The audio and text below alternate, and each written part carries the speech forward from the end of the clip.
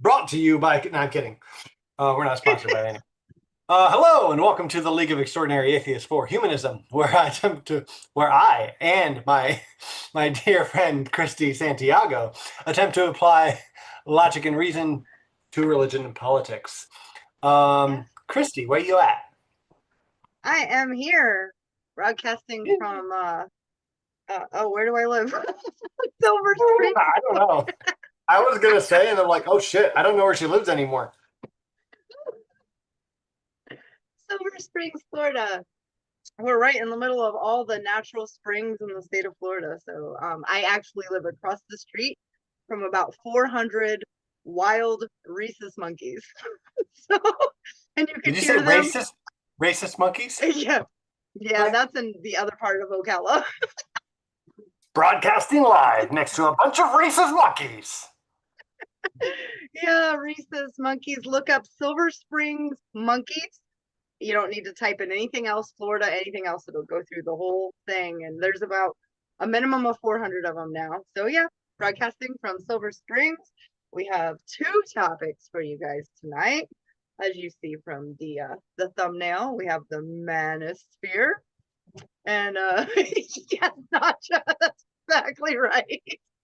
We have Chicago, our Floridian. amazing we have our amazing producer behind the scenes who lives in the Okay, future behind the and curtain. upside down and behind the curtain, Nacha. And our Lord and Savior talks to us. How about yours?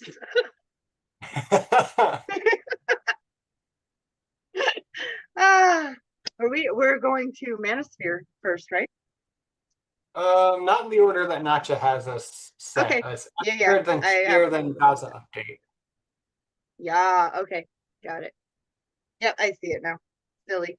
Esther, Sphere, and Gaza. Got it. Good, because I am ready to is so I've read all I could on this Esther project. So just gonna jump right in because it is I'm a excited. big one. Yeah, I don't know enough about it yet, so I'm excited. it's brought to you by the Heritage Foundation. Okay, next topic. Like So it's good. It's really, really good. God likes it. oh yes, apparently.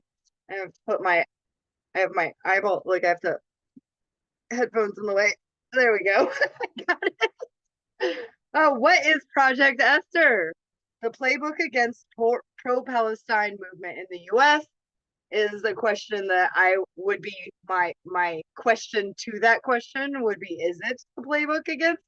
Because from what I've gathered, it is that and so much more.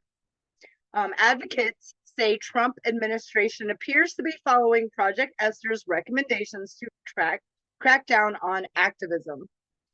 When the Heritage Foundation, a prominent right wing think tank in the United States, released a playbook last year, October 7th, 2024, for how to destroy the Palestine solidarity movement, it did not garner much attention. That was the first time I heard about it. We had so much going on there. I didn't see it being implemented. It was just one of those doomsday ideas, and that we have so many that were being implemented. Now it is time to understand what is being implemented because it has been since then. So now, more than 8 months later, the policy document known as Project Esther now faces heightened scrutiny from activists and media outlets, in part because President Donald Trump appears to be following its blueprints. The authors of Project Esther have presented their report as a set of recommendations for combating anti anti Semitism. But critics say the document's ultimate aim is to poison groups critical of Israel by painting them with a pro Hamas and pro Hamas associates paintbrush. Project Esther was created as a response to growing protest against the U.S. support for Israel's genocide in Gaza, which United Nations experts and rights groups have described as a genocide. Here at LEAH, we also acknowledge that it is a genocide. So, what is this Project Esther, and how is it being applied against Americans? And we're going to look at the document and its implications, pretty much, is what we're going to do. What is the Heritage Foundation is where we need to start, though, in case anyone happens to not know what the Heritage Foundation is. The Heritage Foundation is an influential megalomania, multi-billion-dollar funded conservative think tank in Washington, D.C., whose stated mission is to formulate and promote public policies based on the principles of free enterprise, unlimited capitalism, limited government, which that is bullshit with this whole project alone, individual freedom, lots of quotes there, traditional American values, and a strong national defense. Yet, critics argue that Project Esther calls for government interference to curb individual freedoms, including the rights to free speech and association, when it comes to opposing a foreign government like the Israeli government and their policies. According to a New York Times report published earlier this month, which we're in June now, so it was earlier last month, the project is overseen by Victoria Coates, a vice president at the Heritage Foundation, who served as Deputy National Security Advisor during Trump's first term. The Heritage Foundation is also behind Project 2025, which critics describe as an authoritarian playbook for the second Trump presidency. It's more than that. It's a playbook for fascism. Ahead of the elections last year, Democrats repeatedly invoked Project 2025 to criticize Trump, but the then candidate distanced himself from that document, saying he knew nothing about it. Since then, his administration is full of the authors and architects of Project 2025. What does Project Esther aim to achieve? The initiative says that it aims to dismantle the infrastructure that sustains what it calls Hamas support networks within 24 months. What is the Hamas support network? They call it the HSN. It's a thing they use, according to this Project Esther. The authors claim that groups engaged in advocacy for Palestinian rights and Palestinian freedom and sovereignty are members of the Hamas support network, the HSN. They define the supposed network as people and organizations that are both directly and indirectly involved in furthering Hamas's cause and contravention of American values and to the detriment of American citizens and America's national security interests. In short, the document alleges that the pro-Palestine movement is effectively a terrorist support network. Does the Hamas support network actually exist would be the logical question for all of us logic honeys out there like myself. No, it doesn't. There is no such network in the United States which has stern laws against providing material support to groups designated as terrorist organizations, including, of course, Hamas. Beth Miller, the political director at Jewish Voice for Peace, a group that the Heritage Foundation names as part of this Hamas supporting network, called Project Esther's allegations outlandish, because they are. Quote, it exposes the length of lies and of absurdity that they are going through to try to tear down the Palestinian rights movement, Miller told the reporter. The Heritage Foundation did not respond to any requests for comments on this article. How does Project Esther plan to take down Palestinian rights and the movements therein? This document, Project Esther, calls for a multifaceted campaign against supporters of Palestinian rights, targeting them legally, politically, and financially. The initiative outlines 19 goals, that's 19 goals, that it labels as desired effects. They include denying Palestinian rights supporters who are not U.S. citizens access to any U.S. universities, ensuring that social media platforms do not allow any anti-Semitic content, aka anti-Zionist content, and presenting evidence of, quote, criminal activity by Palestine advocates to the executive branch directly.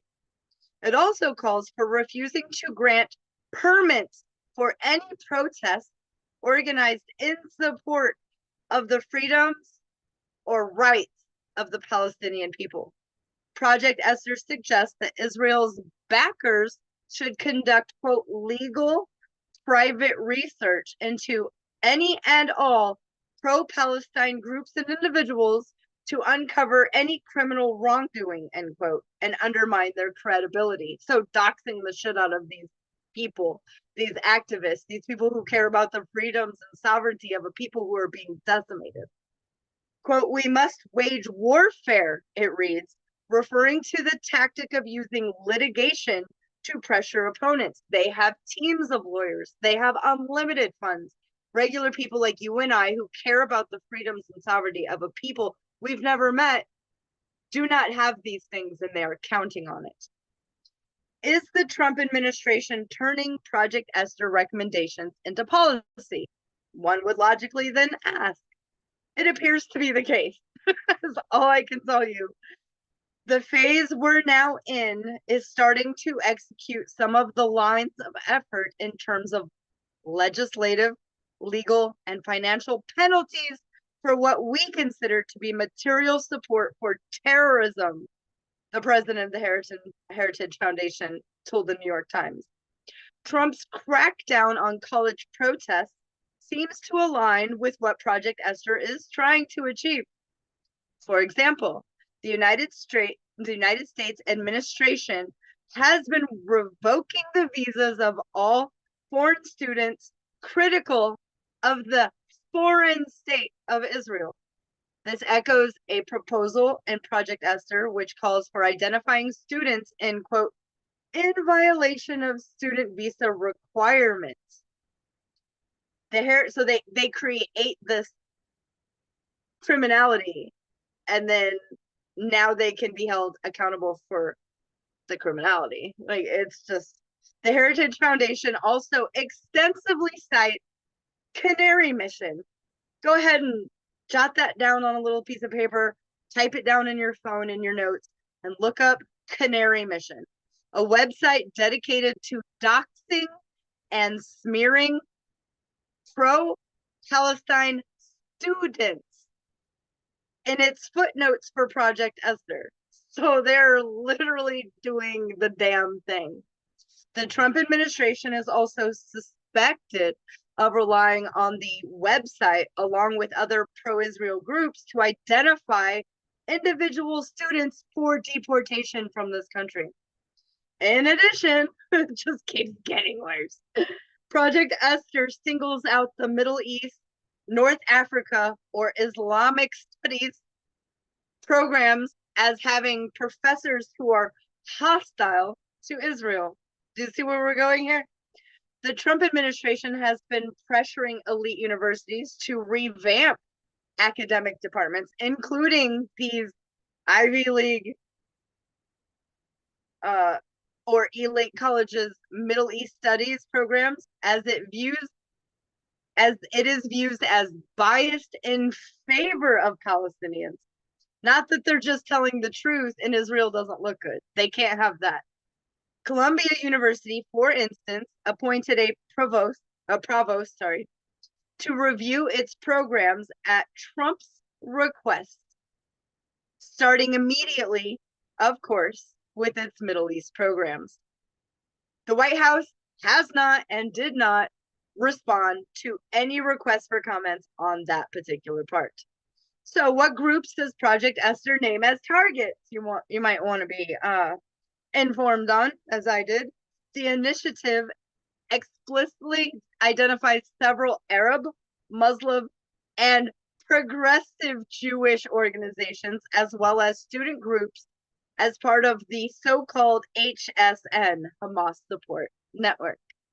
The initiative claims that, quote, the network revolves around American Muslims for Palestine, an educational and civic advocacy group, which are pro-peace, by the way.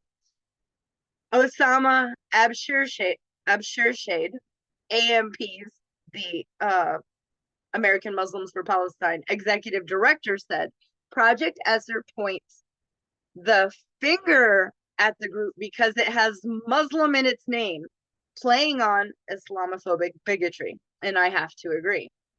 Quote, American Muslims for Palestine is an easy target. Given the Islamophobic tendencies, it's easy to assume guilt of American Muslims, comma, Palestinians.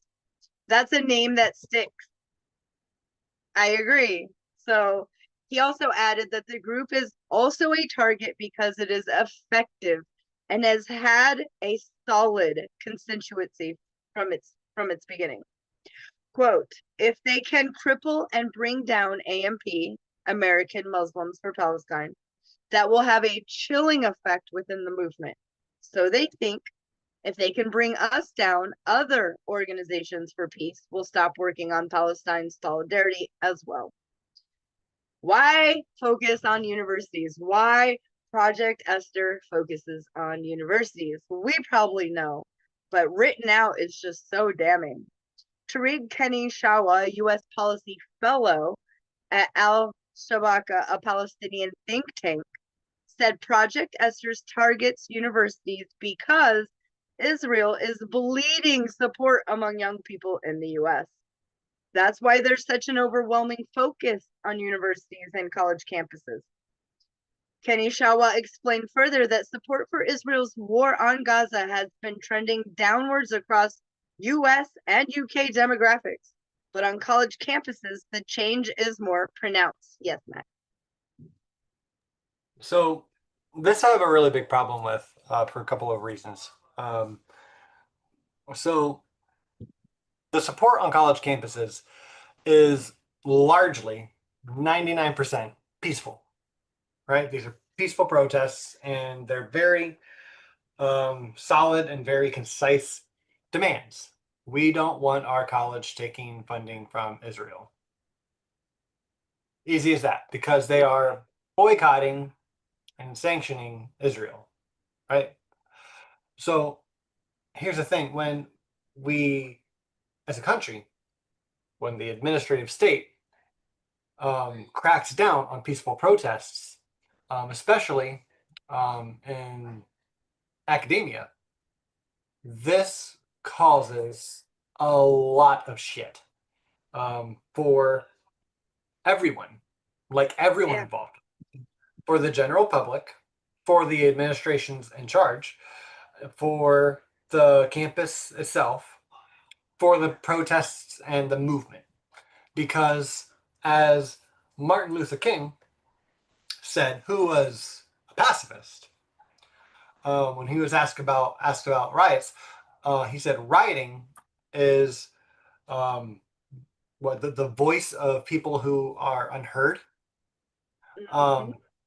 like almost agreeing with Malcolm X, or at least sympathizing with how Malcolm X does things violently, and seeing why riots happen is because when you crush peaceful protests, you are just inviting the next thing. So we just had a couple weeks ago that shooting at a museum, and those Jewish people died, and that's atrocious. That's very sad, and that was a free Palestine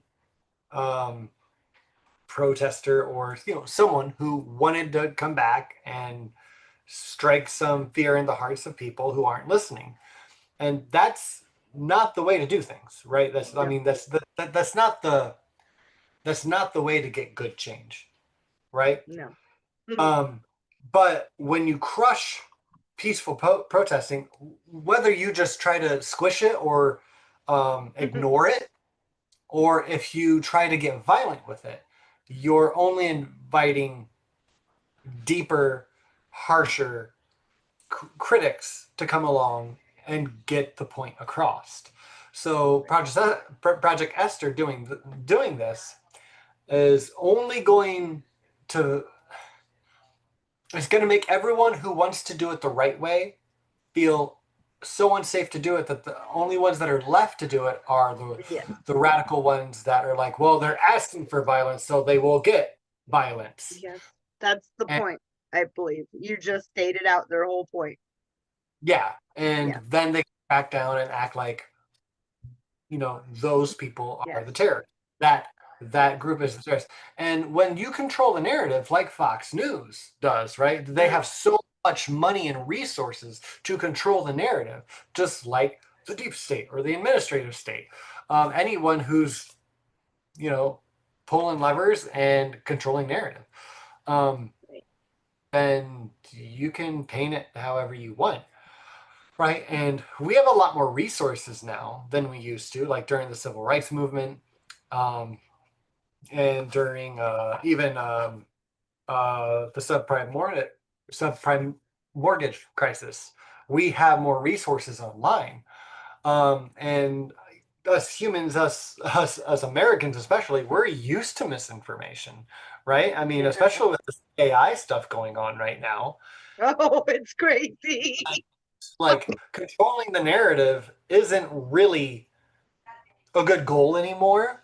Muddying the water is a really good Yes. goal. And It's exactly their goal. focusing on the violence that ensues um, is a really easy way to help muddy the waters and strengthen the narrative that your camp is trying to make. So just to kind of piece it all together for everyone, um, how we need to look at this and how we need to stay focused and how we need to call out those who are not doing things say that we would sign on to. Right. Yes, murder is wrong. Murder's wrong. That's why we're pro-Palestine. Yes, exactly. I did mark where I left. Okay. While this changes absolutely across the entire political spectrum here in the United States, it's obviously a lot more acute in the left and among young Americans. A recent poll from Pew Research Center showed that a minimum of 53% of US respondents had negative views of Israel and what Israel's doing, a number that rises to 71% among Democrats below the age of 50. Is Project Esther working? Advocates say that in the immediate future, the crackdown on Palestine solidarity movements threatens the safety and well-being of all activists, especially foreign students. So us foreign-born need to be the ones out there. They can stay safe and make signs at home. Let's protect them. But it has also sparked a backlash. This is important. The extreme nature of these attacks has also emboldened people to defiantly continue to speak out in the face of these attacks. And it has actually, in many cases, awoken masses amount of people who weren't paying attention before to the hypocrisy that has so long existed in the willingness to silence and censor Palestinian rights activists. I agree wholeheartedly. And now, earlier in May, just recently, several right wing lawmakers and Trump allies came out in opposition of a bill that aimed to expand restrictions on boycotts to Israel, citing free speech concerns. Interesting. Arushad, same person, echoes these comments. He acknowledged that the media attacks, arrests, and lawsuits against advocates and activists and student protesters have been distracting from the mission of focusing on Palestine. However, I'm going to be clear, it's energizing us to continue this fight. And get just us covering this here. I mean, knowing I heard Project Esther, knowing that I read it, knowing I learned about it, paying attention. I actually am on the newsletter and email list for the Heritage Foundation. So, like, they're so proud of this. They boldly, I mean, just preach it from the hilltop of how we need to conflate anti-Semitism and anti-Zionism as the same thing. If you are vocally anti-Zionist, then you're an anti-Semitic, and you're an anti-Semite. And once you have that title, then you are less than, and we can litigate, we can sue, we can dox, we can arrest, we can deport. And that's their name of the game. They have the money, they have the power, and their chosen leader is in charge right now. So the more people that talk about Project Esther and connect it to Project 2025, it is a part of Project 2025. I posted in our chat 2 shows ago. I could do it again tonight. It is the unless someone in chat can pull it up and share it as well. It is the Project 2025 like meter. You know, it keeps track of it. And there's so many different categories, and some of them they are 30% accomplished, and some they are 70% accomplished. Some are 12% accomplished. Some are 7. Some are 58% on top. Like, attach it to Project 2025. Talk about how this is a policy decision to discriminate against the free speech of our fellow citizens and our fellow humans. If they're foreign students, they were brought into these prestigious Ivy League colleges because they were chosen over everyone else. We need them. A lot of them make careers here and then benefit our society. It only is benefiting us to have these, you know, there's all these students that want to get in and they're hand chosen at that level of these Ivy League, and to deport them because they support a people not being genocided is outrageous. It is not somewhere I thought this country would be as a whole, ever. I thought it would be the far right. It would be the wing of the far right. It would not be in the Oval Office. It is insanity. So that is what I have on Project Esther. And yeah, we're fucked. Like, if they complete this project, if it is completed, I do dare to say, and I'm not the only one to say it, a lot of people who are lawmakers also say that these laws will then have a foundation and will be used by future administrations for anything they don't like. And it is not acceptable. Free speech, period. Stamp, Yeah. send it home to mama. That's it. Yeah. Yeah. Yeah. No, it's absolutely insane. I mean, it's like you said, it's just part of Project 2025. And it's to be expected, but it doesn't make it any less scary, you know? Well, awesome job, Christy, laying all that out. You are so welcome. Thanks. So Little bit. now, there's I don't have a lot to add to it, but I will just say with the 4 Democrats that have just died in office in like the last few weeks, it makes 9. 9, my bad. 9 For 9 in the last year. last year. Okay. Yeah. 9. And one of them was Conley. Like 107. No. Dying of cancer, but got his Make-A-Wish Yes.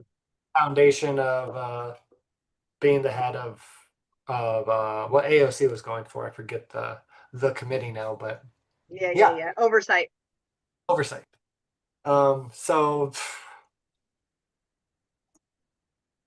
it just makes that more likely to pass, to become a thing. Not that it's just a bill, because it's not, but it's a project, and to get all the pieces um, moved through Congress that needs to, and just implemented in any way. It's This is why we need a better opposition party. We need something better than what we have as the Democrats, right? And we can try to improve the party, but continue to push other movements too, right? It's a multi-front issue, multifaceted solution. We can't just depend on the Democrats. The best way to support the Democrats, though, um, is to occupy Democrats, both like like the movement and the YouTube channel, Occupy Democrats, and also to just literally occupy, like Justice Democrats, occupy them. Um, Mm. Run for office, like local or state, like whatever you can do to occupy the Democratic Party and make it more left instead of letting that Overton window move more and more to the right. Like at this point, I mean, like look at how left Joe Biden was for us, and that's Joe Biden, right? He rose to the occasion a little bit, but we were just depending on people like fucking Joe Biden and Kamala Harris. That's not left, right? That's not what the Democratic Party should be. Um, but since it is what the Democratic Party um, had become and is seemingly growing out of right now, um, we have the right wing party, we have the conservative party, we have the Republican Party, the conservative movement. Sorry, Mhm. um, that we have because we don't have enough resisting pulling on the other side. So things like Project Esther and Project 2025 are slowly becoming a reality because we don't have an opposition party that's pushing back hard enough. You have any more to add to that, Christy? No, that's. I guess we just gotta pay attention to how far they get accomplished, not just on Esther, but Project 2025, and there's a couple other project blah blah blah that I'm paying attention to right now. This one just seems not only to be happening, we can all see it happening, but has been implemented since the election, and you can see it when you start reading into just the Wikipedia page, not the Heritage Foundation's page on what this is. I read that too. It's hogwash, but it is also very telling and damning. So if you're into that kind of torture to yourself, definitely read it. But just going to the basic what it is, who's it hurt kind of thing on just a regular Google search will blow your mind. How you can just read line by line. Yeah, they're doing that. They're doing that. I saw that. I'm reading this. They're just line item by line item getting this project done. So we're just gonna have to pay attention to it. Indeed. Oh, all right. Um, Moving on. Yes. Let's do this. Yeah. See, senor. All right, moving on to the manosphere. The Yes. manosphere. The what, you might ask? I wanted to touch base on a little bit here. What we call the manosphere. And when I talk about the manosphere, are you okay, Christy? Yes. I'm gonna pop to the potty. Okay, fair enough. All right, so when I'm talking about the manosphere, I'm focusing on a few names and specifically right now. And that is people like Andrew Tate, Tim Pool, Jordan Peterson, Matt Walsh, and um, and a little wider. Nick Fuentes and like Kanye West. Just like the worst of the worst. Um, there's Joe Rogan as well. Definitely part of the manosphere, leader in the manosphere. Just being an example or trying to sell an ideology on what a man should be and what a man should want. And it is a huge problem right now in American society. And it's not just American society. I mean, Andrew Tate was like international. And so is Jordan Peterson. He's Canadian. But uh, it's far reaching. I don't know how much of an issue, um, not if you can speak to it, at least there in the side chat here for us. But um, just how much reach like Andrew Tate and Jordan Peterson have over there. Just curious because I'm not in other countries. But um, so I heard a really good example today. And Christy, I'd like you to play this game with me real quick. Okay. All right. So let's say you need to go to LA and you're going to take a plane. All right. Let's say you have a choice between two pilots. Do you want the pilot who's just gotten out of flight school, hasn't actually flown a plane by himself as the captain, or like a pilot who has done literally thousands of trips and has a record of like knows what he's doing, right? Yeah, the second. Second, okay, fair enough. All right, we're gonna go for another one. Now, say you need to have a surgery. It's a minor surgery. You need to have your appendix out. But there's always, room for something to get fucked up or you get an infection, right? Would you rather go with the guy who just came out of medical school, has never done a surgery, or would you like a specialist who takes out appendix? Who knows what they're Yeah, I'm doing? gonna go with the specialist who, does it in his sleep. Okay, awesome. Awesome. Um, this one's fun. So let's say you have a choice between two girls to fuck. I wouldn't choose. I'd take them both. But you have to choose one. Do you want Mm, the virgin or someone who knows what they're doing? Yeah, I'm too old for the virgin. I don't have any time for that. Like, I'm not trying to spend all the time teaching you. Right, right. Maybe if you're on vacation and you have the time to show them the ropes. Yeah. Oh, point is, it's really, really funny. I actually didn't know where this was going. I thought it was going in a whole different direction when I heard um, that cute little argument. Um, it applies everywhere, but to a few things like um, a female that you want to have sex with, especially in the manosphere, right? Okay. You want a good one that's never done anything before. Otherwise, they're What? sloppy, right? That just to Like me means a that girl. they have this and they're unexperienced and they don't want to be judged by it. That's like immediately where my brain goes to. That's Like where you can't hang. yeah, you don't know. Are you scared? Are you Mm-hmm. scared?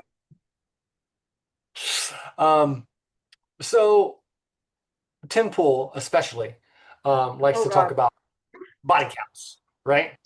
What's your body count? Well, the first time I heard that, let me tell you. Now I've known of this for a while. This isn't new to me, right? But the first time I remember my reaction, body count, like he's not talking about killing somebody. That's what I God, thought. God damn it. You're talking. Mm-hmm. First thing I thought is like, that is so immature.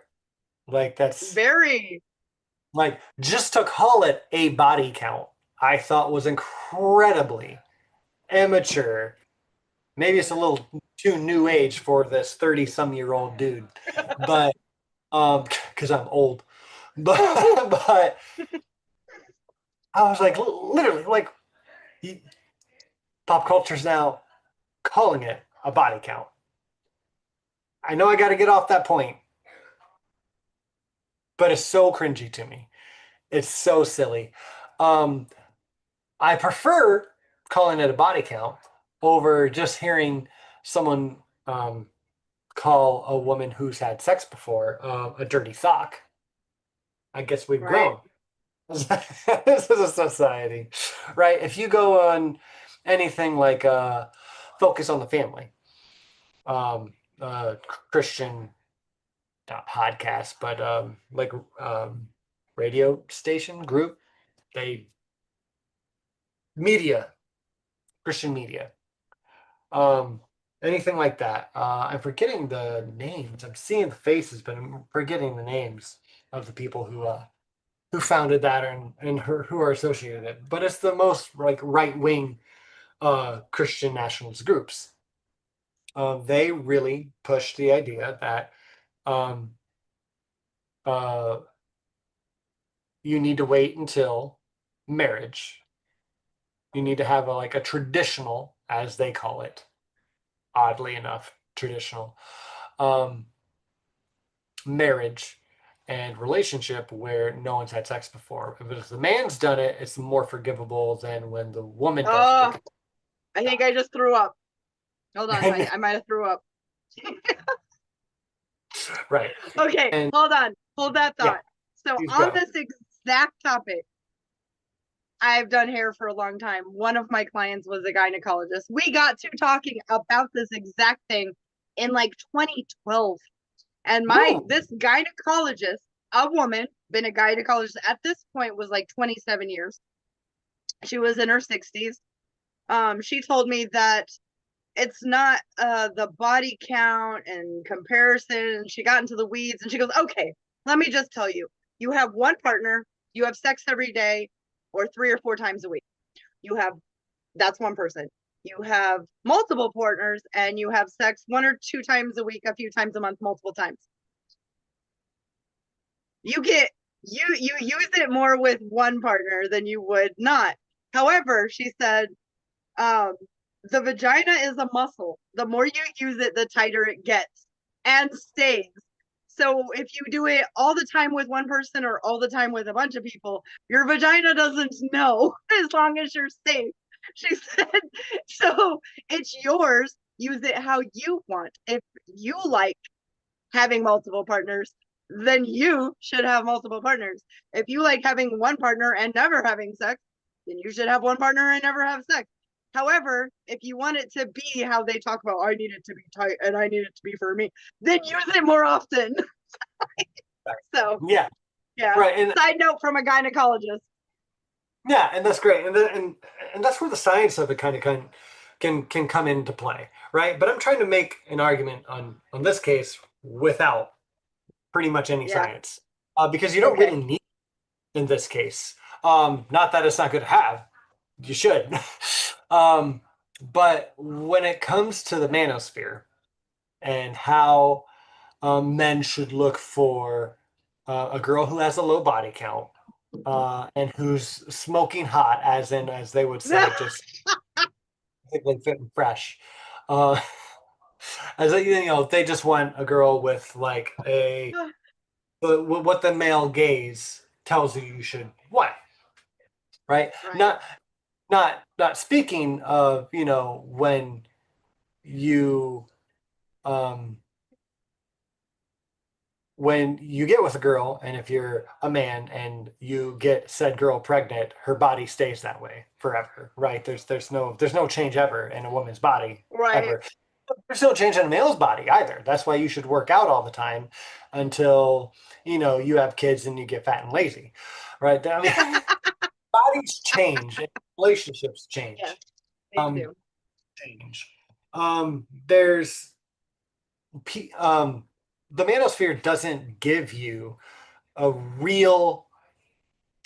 a real expectation of life and love and relationship, right? I mean, you can set the love thing aside, right? Um, what they're looking for is more or less like a trophy wife who will make you feel like you're a king. And it's it's a short term win, really, because um, when you get in a relationship with a person, um, a lot of people don't understand this. I think it's really important to point out. Christy, I'm not sure if you're aware of this. It's Mhm. really, it's really kind of a new age idea. But when you get with another person in like a relationship, um, they're another person and they have thoughts and they grow. They actually I never think knew in that. most of the time. That's Yeah, amazing. it's a thing. So even when they agree with you one day, they might not agree with you the next day, right? I mean, what if your trad wife becomes like a hippie commie? Manosphere is not really equipped to deal with said situation. I don't think anywhere in the manosphere, right? Mm. What if your girl lies to you to act dumb because she thinks you like blonde bimbos, but she actually knows how Mm-hmm. to do, like she has a degree in accounting, and you can't steal all of her money when you're forcing her to do OnlyFans in your Oh tape, God. right? The manosphere is not quite equipped to tell you what to do No. in that situation. And what if your wife doesn't want you to spend all of your time in your cool garage talking to right wingers for 4 hours straight for your podcast? Just has a hard time with the stupid shit that you talk about when you used to have at least 40% of the time intelligent conversations. And your whole garage smells like weed, and you bring that shit in the house. Manosphere doesn't know how to deal with such situation. And what if by making your bed when you wake up every day so you can go deal with problems, your wife doesn't want to make your bed for you? I feel like the manosphere doesn't really have, you know, Yeah. I can make that one better. What if your gay husband or your lesbian wife doesn't want to make your bed for you because they feel Divorce. like it's not their gender role? And gender roles, I'm sorry, Jordan Peterson, are an actual social construct, right? I heard him Yeah. earlier today say one of the dumbest fucking things he could say. Oh God. Again? Again, it was an old one though. He was asked about, hey, well, do you agree with people who say that gender is a social construct? And he was like, oh, no, gender's not a social construct. I mean, Oh.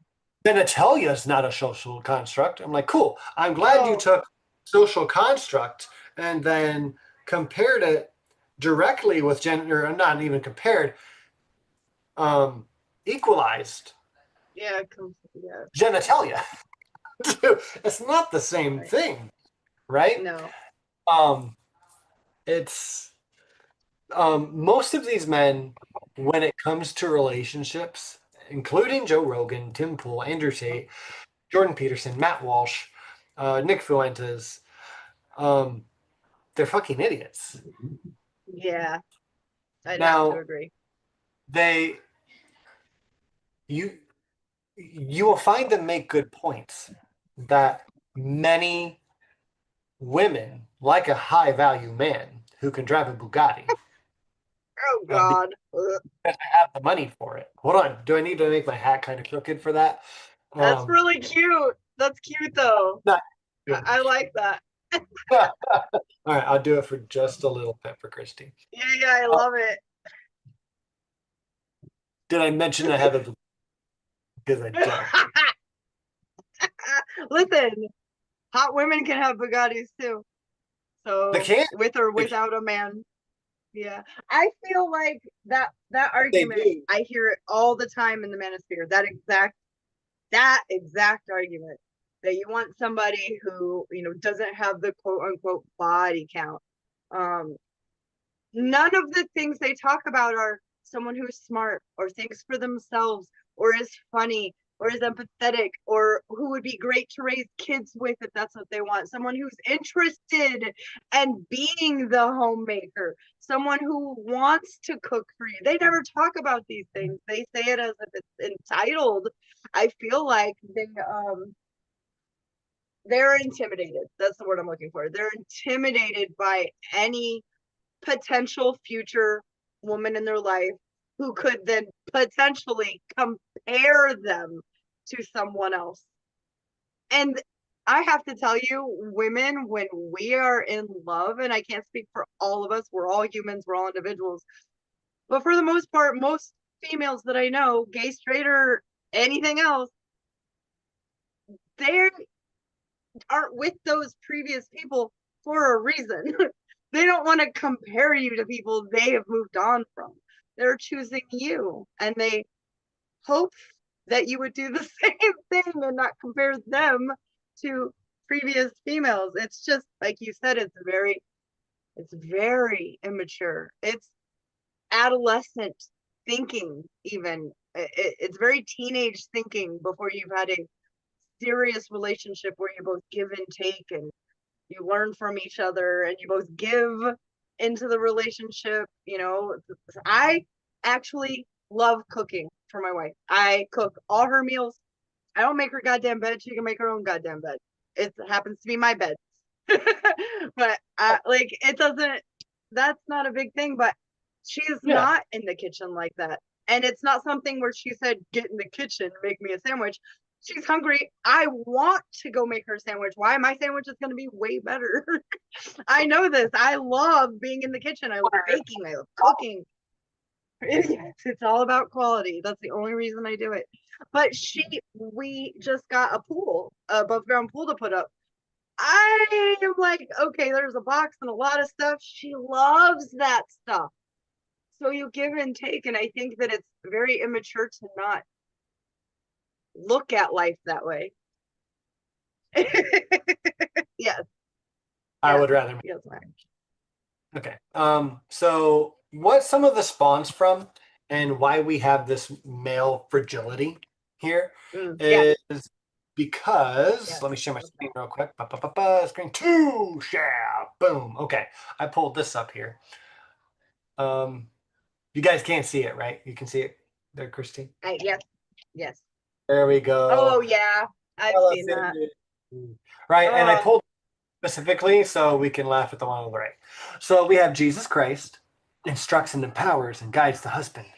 And then the husband protects, provides for the family, fulfills the will of God. Now this right here, when you get to this point, this is where I start to hear Matt Walsh all the time. Like he's, the husband's supposed to protect and provide for the family, and the wife basically needs to shut up and make a sandwich, right? I feel like that's just Matt Walsh lives off of this umbrella theory right here. And then you get the wife, Yeah. children, and household in order. And now, just again, you got to realize this is I just read the other one. You read the other one, yeah.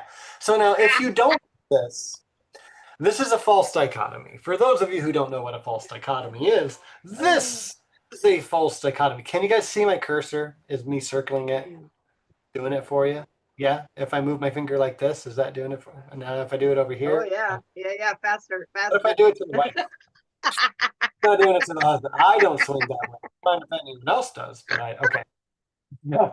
So, Satan here, being the top umbrella, perverts, undermines the family. That's his whole purpose. He doesn't want to make friends, right? To join him in hell for all of eternity.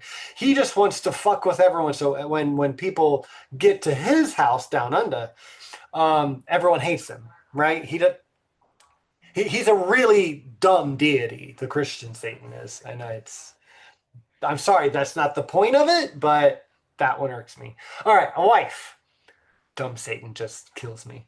Okay, so, so a wife allows Satan to access to the children, and she disempowers the husband. Now remember, you got to remember, if you don't have this right here, right this, you will have this. These are the only two options. If the wife is any way, anyhow in charge, she will allow access to the children to Satan. That's what happens, and she will disempower the husband. I don't know if she does that by rubbing it out of him 3 days, or I'm sorry, 3 times a day, or only once a month to disempower him, but she will disempower him. And Ugh. then husband being at the bottom, uh, the household, because he can't do housework. Think about it. Can the husband do? Come on, the man can't do the housework, and the will of God is unfulfilled because he hates a dirty home, right? Especially when Satan is playing baseball with the children. Um, the order is wrong. Satan becomes the lead. All right, so there's that. I hope that was educational for everyone. Um, but in all seriousness, this graph with Christ, husband, wife, then children at the bottom, it is so fundamental to fundamentalists.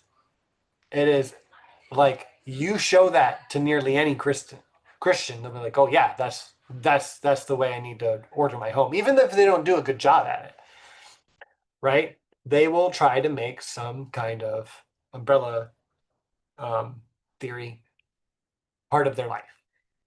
It's so important to them. Now, this is gender roles in action in the Christian community, and it is a social construct. Now, if you want to make that like your pillar of how you should um, have the home run, like authority wise, I think there should be freedom of religion and freedom of how you guys make your home. Like that can be fine if that's what you want to do, right? But teaching it as truth and teaching it like a dichotomy, like a true dichotomy, like that graph had it, it's a serious problem. It's just bad information. Um, and when you're raised in a bubble like that, you are creating a group of males, especially, but females as well, who crave it. They want that because they feel like that's Right. that's what they need to be when they're adults. That's how they need to order their family. That's how they have their family dynamics. Um, so you make an audience for this manosphere that we have, right? They know who their audience is. And then you marry that with young, immature people, right? And that can be girls who believe in that but are not quite ready to settle down and be that trad wife yet. Um, you have the males who are often like the atypical males and the jocks or whatever who get out of high school and still want to treat um, women like they did in high school. Hmm. Just treat them like trash and um, Adolescence. yeah, adolescence, and Hmm. also treat the ones who they see as sluts or hoes, like someone disposable. So it's like, well, I'm not ready to Yep. sell. I haven't found the right one yet, but I can fuck with these ones while I do and take advantage of them. And they're garbage anyways because they're not wife material, right? They're not Ugh. real. Even when I get a wife, I don't like. I know they're lesser than me, Ah, So I don't need to take them seriously. It's just a culture. And I don't think yeah, most it is. that aren't real Andrew Tate fans would say it that way. I think most of Matt Walsh's crowd would debate me on that, even though it's pretty underlying in their whole ideology, I would argue. So here's the thing. Here's what I have for you today. Um, I need my phone for just some, it's in my pocket. I found it. I have a few things for you guys to look up. Okay. Um, I picked these guys specifically to talk about. Not Nick Valentes as much, um, but the other ones like Andrew Tate, like Joe Rogan, Mhm. kind of Jordan Peterson, just because he has the Yeah, following, yeah. He's not like because the he, dad, right? He's like the dad of ManOsphere. yeah, kind of. Make your bed. Make your bed. Donald Trump is another one who Oh, acts yeah. tough guy. It's the tough guys. Okay. That's what I wanted to point out today. Tim Pool, Matt. Well, I mean, Tim Pool's not a tough guy, but he Yeah. comes off as very cis, right? You know, like with these genders, these are the dudes. Matt Walsh, Andrew Tate, especially, right? You look at them, and if you're looking for a male role model, which most people in their audience are, so we're gonna move on over to maybe TikTok. Da-da-da-da. Now that I know that I can share things. Yeah. Did you check out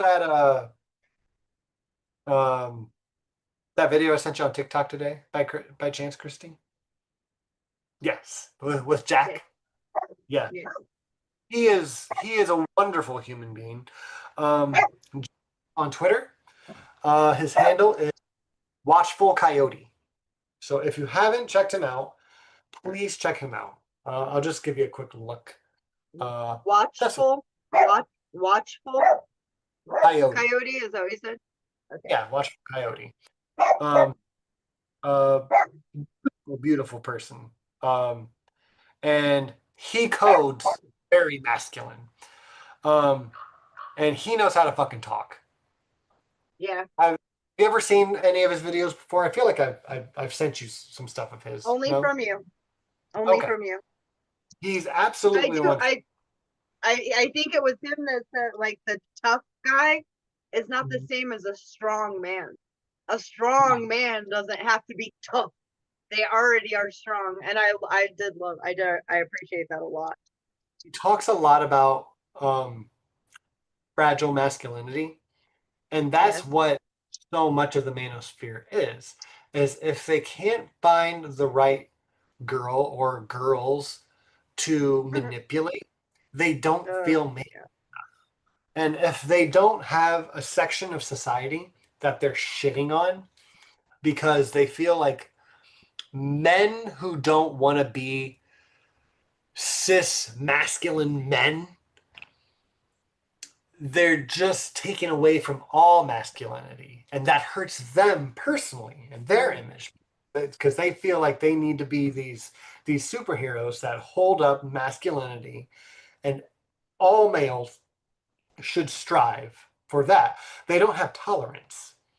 And that's the issue when you have fragile masculinity, it's because you don't have tolerance. Jack on Twitter talks often about you want your self to be like water, right? You want to be able to listen when others talk. You want to be able to see that someone lives their life differently than you and ask the question why. Why do they do that? Why does it work for them?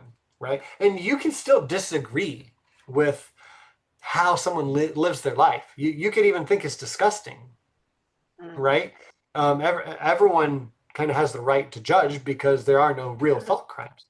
Um, but to see that the way someone else lives their lives and it's non-violent, and think that it takes away from what makes you a man or a real Yes. woman or or a white person or a black person, it makes your identity fragile.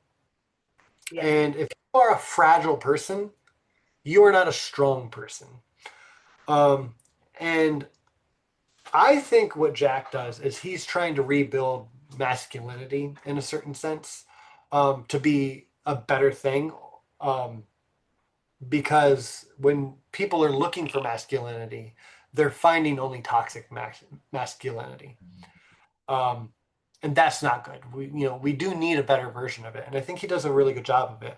But I think a good way to sum it up, um, for me, is just don't be a weak person by letting how other people live their lives Right. tear you down.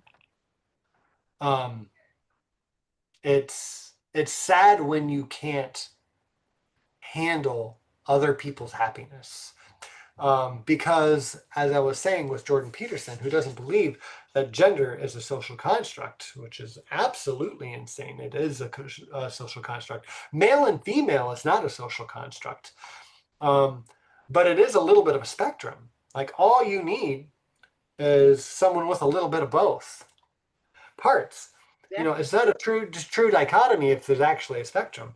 And so, it only takes one. Not all swans are white if there is one black swan. Um, and if you find a black swan in your white swan, it doesn't make you any less of a swan. And Right. Good you have point. to deal with knowing that there's at least one black swan out there. And I'm sorry if that hurts your image or gives you some existential dread. I'm like, what am I? But um, it's an issue. It's an issue to have false dichotomies in social constructs because it does make a lot of exclusionary um, tribes. It makes a lot of um, tribalness. I'm forgetting the word that I wanted to use. Um, Tribalism. um, but it's a sad thing. So I don't want to deal too much on it. Now, I'm sure everyone here has to know who this next person is. I'm going to be so disappointed if anyone doesn't know who this is. So I'm going to Okay. ask Christy here, who is this? And then you're going to tell me because you're going to know right off the bat. Yes, we're going to go Oh no. with this. I'm just gonna show you a picture. Are you ready? Yes. Hit me. Do you know who that is? Am I? No, I don't. Oh my A God. lumberjack. Yes. You would question just how gay you are if you watch one of his videos. I um, mean, listen, Jason Momoa makes me question that every time I see him. So him as Aquaman, done straight. I'm straight. all right, cool. So this guy is like Jason Momoa, but he's smart. Ah, yeah, that's even better. Yeah. Yeah. And he he chops wood. It's a thirst trap channel. But Oh he yeah. also using his platform over like the last year here to speak a little bit out about Trump. Um, Okay. he's talked about some social issues and talked about social issues on about how other people live their lives doesn't concern me. He has some Yeah. candles. He has some candles out. They're like toxic masculinity. He makes fun of it. He talks about how men should treat women. He's just a really good male role model, and you get to Yeah. watch him chop wood like he's like actually fucking this. It's like it's just so cool. Um, like again, he codes really strong male, right? Yes. But he talks to you like he's a human being, and you should treat other human beings with dignity because it's fucking stupid to not. Like that's just Right. kind I of. know it is. Yeah. Oh Oh, yeah, we need more. I We didn't need realize more you of him. were frail. Yeah. What what's his name? Thorin. Thorin Bradley. Maybe you can't see it. I'll type it in the chat. Oh, I don't even have the chat up today. Sorry, chat. Moving on. This was a large part of the reason why I wanted to do this tonight was to give you guys a couple names to check out. These guys aren't perfect. Like, they're just people with channels. Let me put the. I already forgot what the other handle was. Watchful Coyote. Watchful Coyote. Thank you. Yes. I'm gonna. You're welcome. I wrote that one down. Oh, oops. Yeah, I think we need more of that. And we don't need them to be perfect. We need them to try their best. That's it. And if he's out there using what he has on the outside to present who he is on the inside, that's doing the best that he can. And his message is kind and empathetic and logical, and who cares if he makes mistakes? If he makes, if he's being a good person, and we need more of that. We do. Yeah. We do. And I don't expect us to get a shit ton of views on this video here, but when we're talking about because I hear Kyle and Crystal often talk about we need someone on the left, right, who's a good role model for Right. for young males. Like there is a big issue um, that there's just a whole bunch of right wing idiots that look like good male models. Yeah. Kim talked about this a handful of times. This is still one of the things that she's pretty good on. This and Gaza. She's just like, yeah, like there needs to be some male models on not the hardcore right. Um, we're just lacking a lot, but we do have these two people, Thorne Bradley and Jack Watchful Coyote. They're really great. So if you guys haven't checked them out, please do. And give me a little feedback. What do you think about what they're saying? I think they have a lot of really good points. They talk about well, like basically, Thorne Bradley just attacks um, toxic masculinity, but he does it like I like it. just some sarcastic tones and some laughs, and then he gets back to chopping wood. Like Ah, that's there. Like yeah. he's just being that that really hot guy online that women already want, and then he talks to them with fucking respect. Yeah, And that's so hot. being that model is fantastic. I love it. Yes. And then Jack just is a dude in the woods. He's just this nature guy.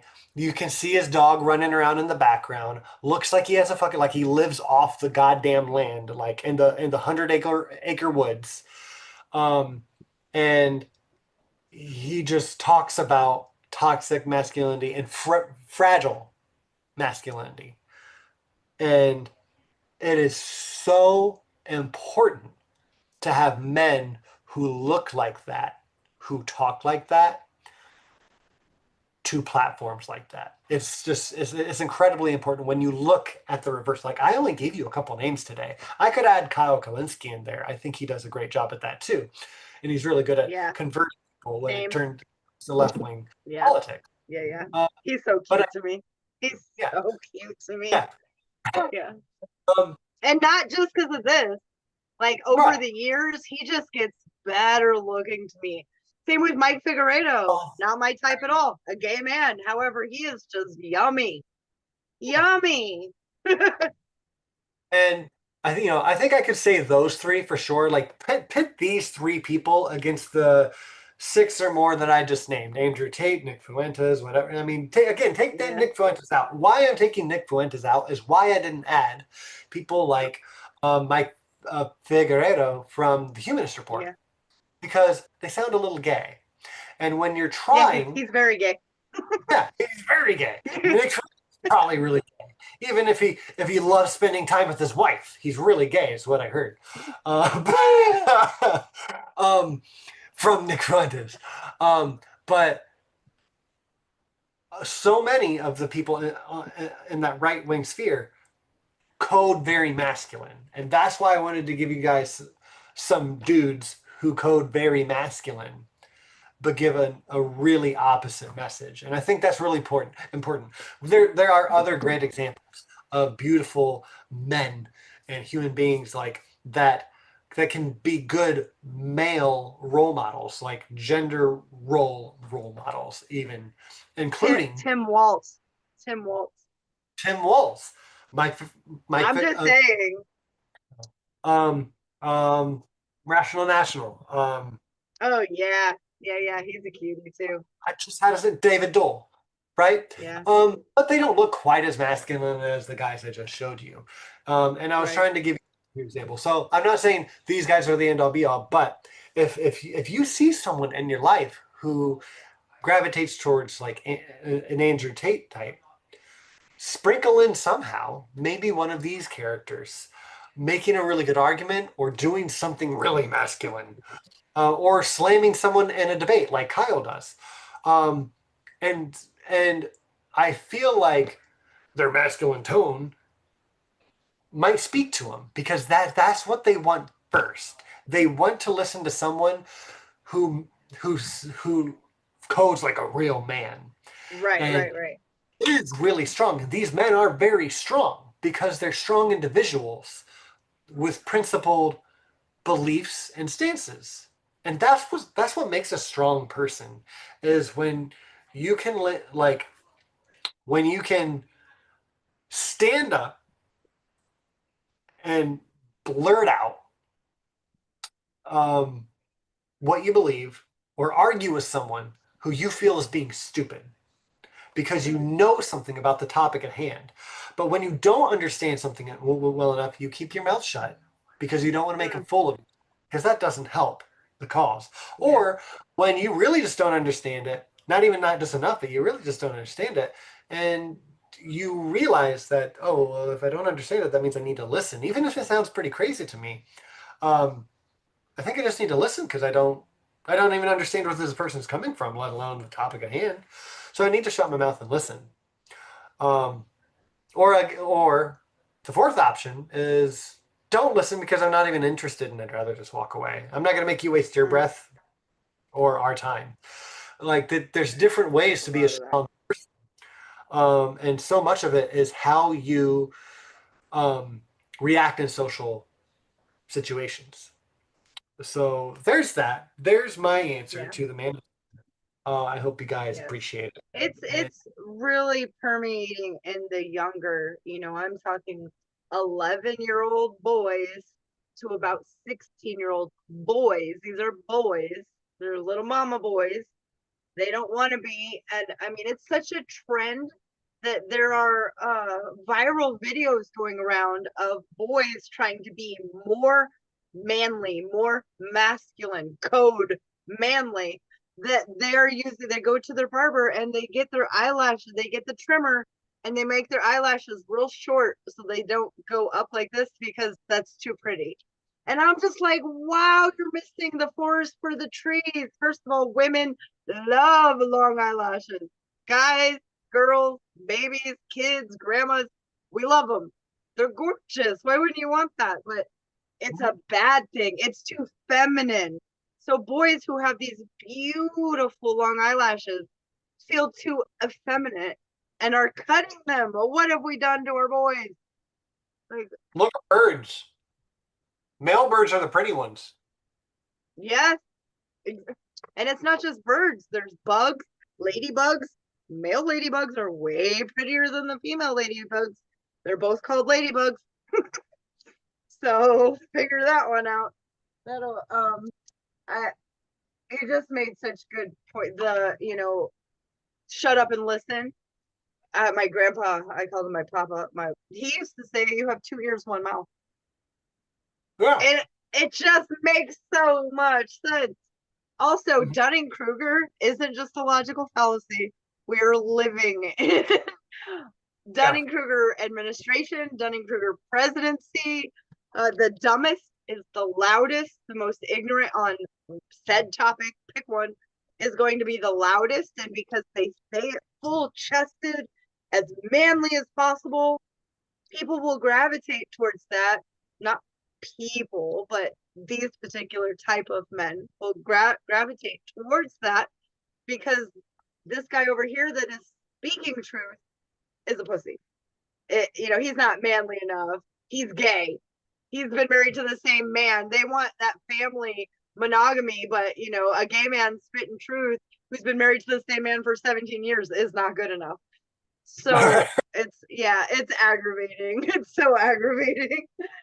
And when you think of a grandpa, like a good grandpa, or just an old man, you think like what makes a good old man? And there's a lot of things. But most of the time in your mind, you think of like an old wise man, right? Learning throughout your life to become an old wise man, to make people feel like they're idiots when they're saying something dumb, to have some wit to you, and to just be knowledgeable. One of my favorite things I learned about my great grandfather growing up, who I got to know until I was about 4, is in his recliner that he sat in all the time. He sat on the one on the right. My grandma was on the right, left. If you ask him anything that he didn't know, he just reached down in that little, that little pocket in the old recliners. Yeah. It'll be on the outside, right? Yeah, yeah. Yeah. Okay. Yeah. He'd grab a dictionary. He always had it. His recliner. Hold on, guys. What's right here? Something like that, and a thesaurus. And I don't have that Yeah. dictionary, but I do have his It's old. the best. Yeah. It's literally the best. Yeah. I keep it. That's a big one. Yes, it is a big one. But I like to write, and so having the dictionary and thesaurus together is a real tool. I mean, it is. First of all, yes, it is a massive book. It's like a $50 book. I did get it for my very first birthday present from my now wife. We were just started dating, and it was the end of summer. My birthday's in September. She asked me what I wanted, and I like, oh, we'll go to the beach. She said, no, you could have anything. And I had been looking at this dictionary for like a year. And I was like, really, anything? And she was like, wait, you want what? And I got it for my birthday, and I was like, I might marry her. Yeah, I mean, that's a special thing, right? Knowledge is value. I mean, if you look at Odin's a really good masculine, right? And Yes. he gave his fucking right eye for knowledge. He Yes, died, he told himself, so he would know what suffering. death is like, and what the suffering. Suffering. Like. Yep. He wanted to know. Gave his life for it. He was a god of knowledge. And that dude's a masculine motherfucker, right? Yeah, that's the guy you shared, Thorin. That name is pretty badass too, though. It is. Yeah. I mean, I was like, used to just say Bradley Thor, but he changed it to Thorn Bradley. So I mean, I don't know what part of his real name, but yeah. Again, he's fantastic. Like you could scroll his videos all night. They're fantastic. oh, And I'm gonna. Yeah, I believe you. Okay, so that's that. We really do need to hurry. We're running out of time tonight. Yes. move on to Gaza. Yeah, Um, Gaza update. the only thing I really have tonight, um,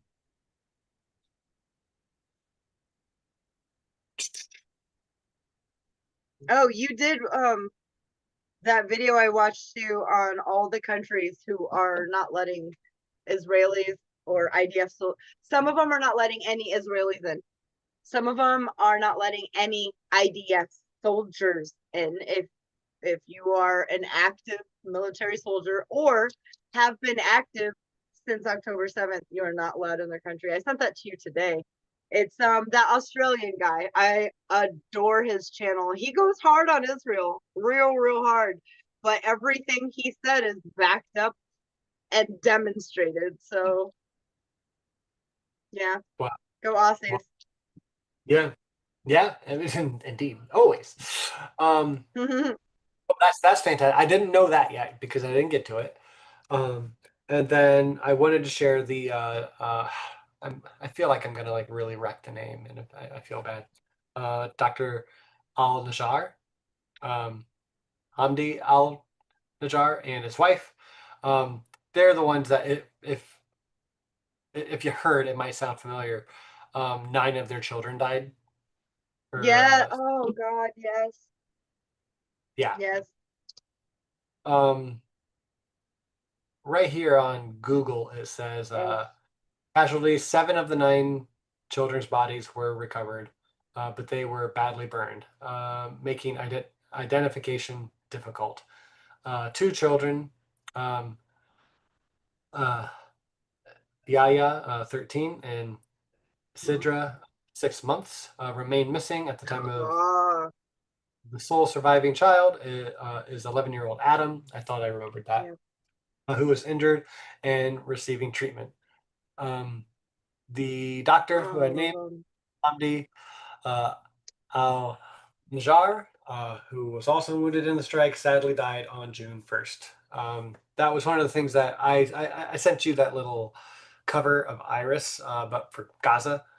Um, that struck a chord with me because I just heard that story about the doctors, like nine children who died, and um, and that just the husband and um, the son that survives. And I scrolled down in the comments and I read that the husband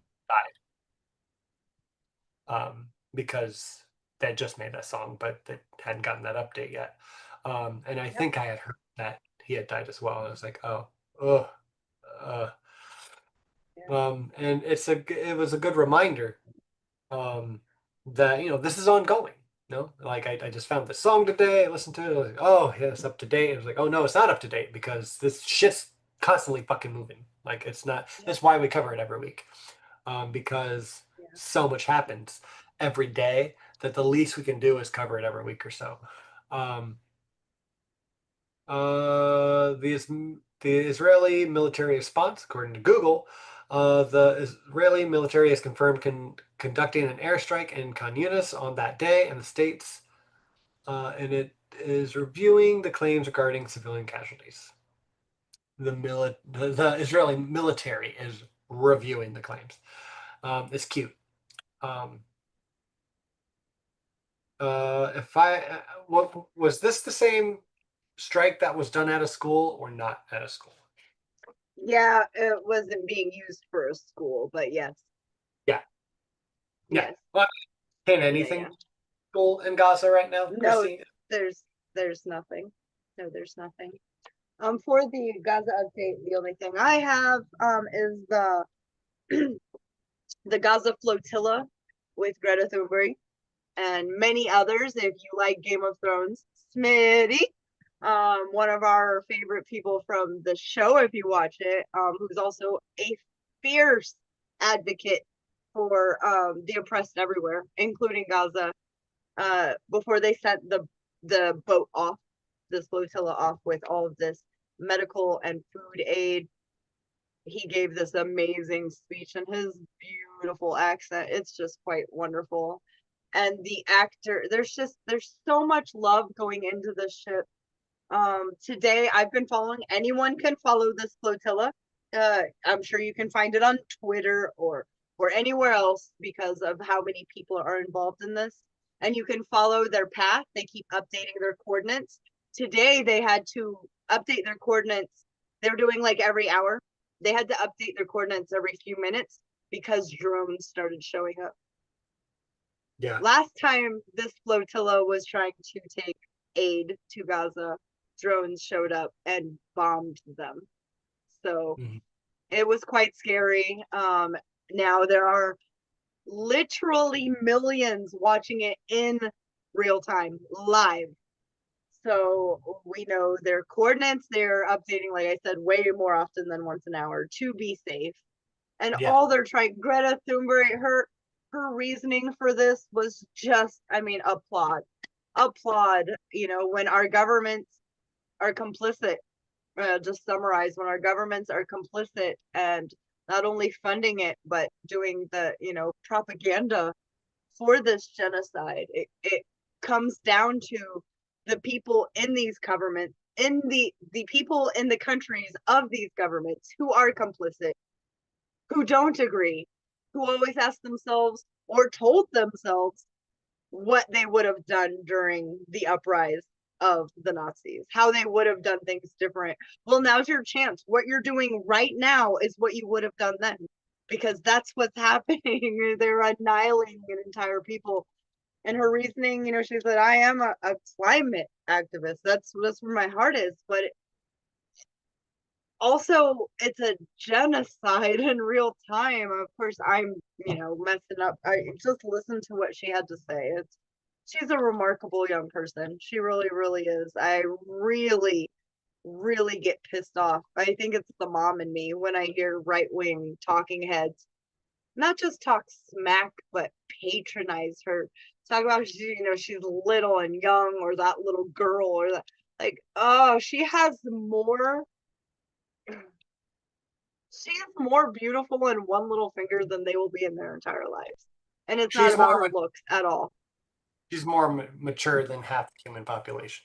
Like, Yes, and nah, more empathetic. Her heart is so big, and she's in it for the right reasons because someone fucking has to. Someone has to. And the people involved in this flotilla, all of them, all agree someone has to. And since no one is, we'll do it. And I love that. I love that so much. I'm in awe of that. So I don't know the people that they know. I don't have access to the funds that they do.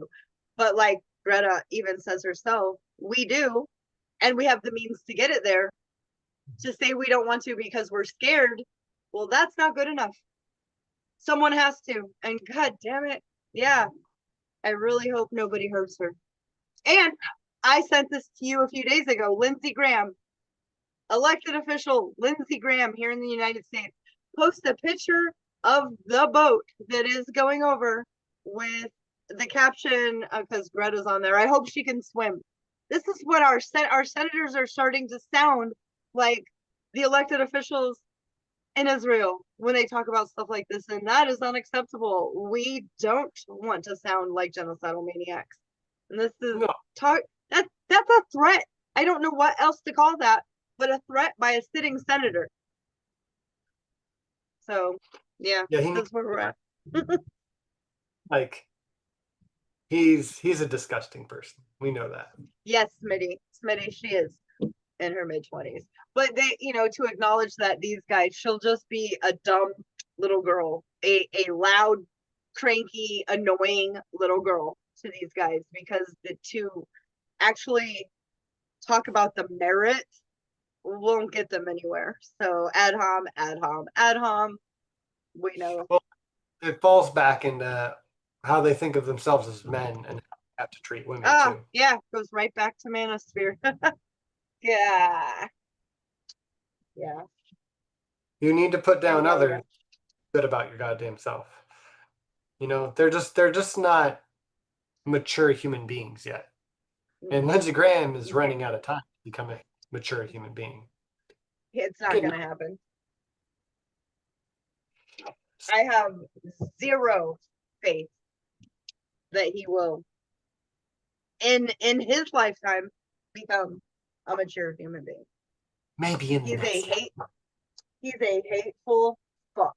I don't know how else to say it. He's a bigoted, hateful, vile human being, and he's held that seat for a very long time. And if you look up Senator Graham and you look up how much he was worth when he started being an elected official, when he first got elected, and how much he's worth today, and it will explain everything. Sure. Yeah. All right, guy.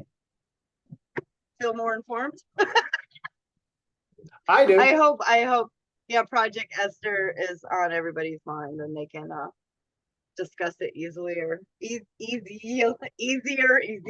What the hell? Easier. It's late than before, and be on the lookout. You'll be able to find anything that is a modern day McCarthyism leads right back to Project Esther and Project 2025. And we're living in a contemporary McCarthyism right now.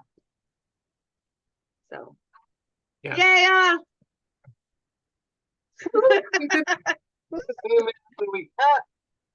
All right, Nata, now. Now, yeah, I think